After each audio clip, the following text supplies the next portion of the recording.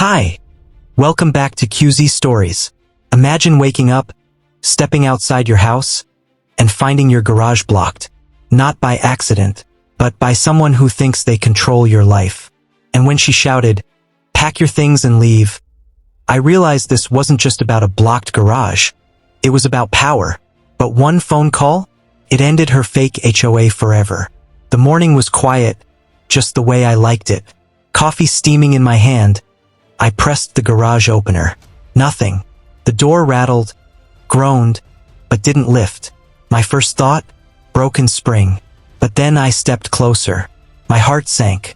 Karen's silver SUV was parked sideways across my driveway, deliberately blocking my garage door. And there she was, HOA Karen, arms crossed, chin high, holding a stack of papers like she was the neighborhood judge.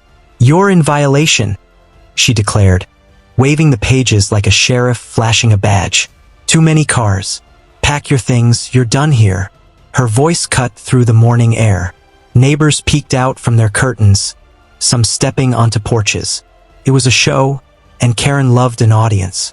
I tried to reason. "Karen, move your car. You're blocking my property." But she snapped back, "You have no rights here. I run this community. And you're finished." My stomach twisted. She wasn't just harassing me. This was a takeover. "What would you do if your neighbor blocked your garage and ordered you to move out?" She shoved the papers into my hand. Page after page of so-called violations. Too many cars parked on my property. Wrong paint shade on my shutters. Grass length unacceptable. Even a no pets fine when I didn't even own one. It was all nonsense. But Karen stood there smugly, like she had already won. I asked, "And if I don't move?"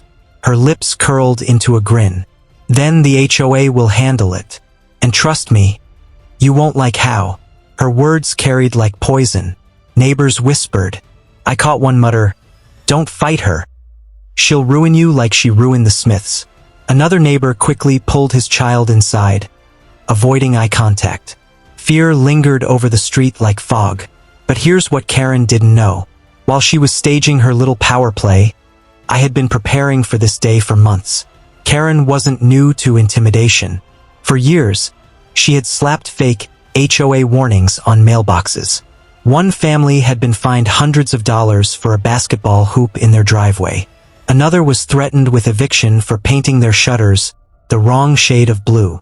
Even elderly Mrs. Wilson down the block was forced to remove her garden gnomes after Karen screamed that they were against HOA policy. But here's the truth. There was no real HOA. Karen had downloaded documents from the internet, copied logos, and printed fake notices. She wasn't a president. She was a fraud. The problem? Nobody stood up to her. They were too scared. She thrived on silence. But me? I wasn't going to be her next victim. Instead of shouting back, I turned without a word, walked inside, and picked up the phone. Karen's smirk widened when she saw me retreat. She thought she'd broken me. But 5 minutes later, her smile faltered. A police cruiser rolled onto the street.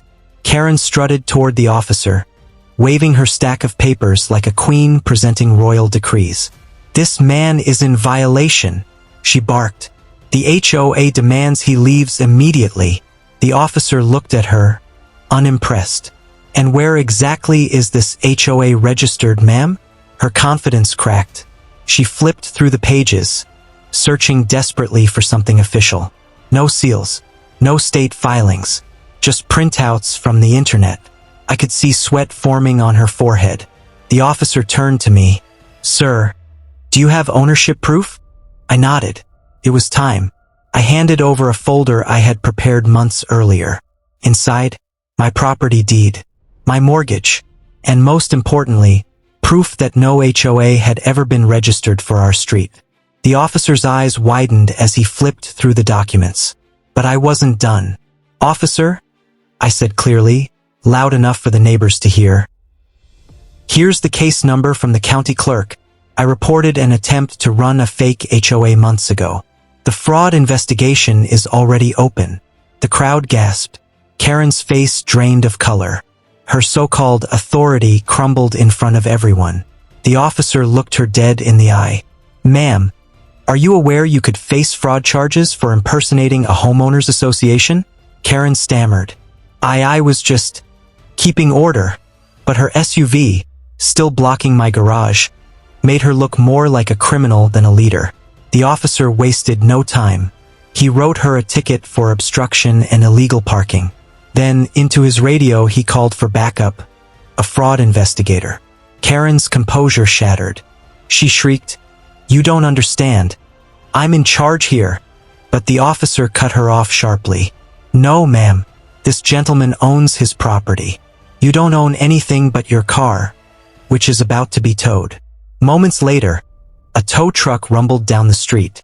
The clank of chains echoed as the hook latched onto her silver SUV. Neighbors pulled out their phones, recording every second. Karen screamed, pleaded, even tried to block the tow truck herself. But the louder she got, the harder people laughed. For years, she had bullied them. Now they were watching justice drag her power away, one chain link at a time.